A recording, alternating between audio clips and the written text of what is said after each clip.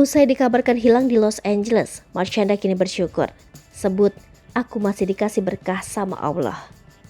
Marshanda kini bersyukur meskipun beberapa waktu lalu dikabarkan hilang di Los Angeles.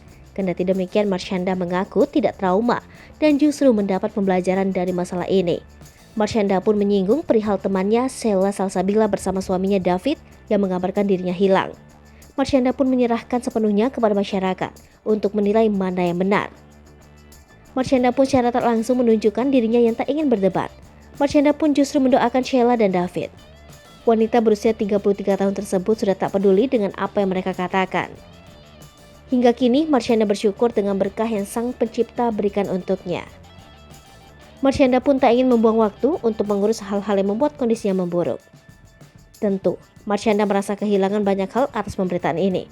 Semua yang telah direncanakan Marshanda hilang dengan sia-sia.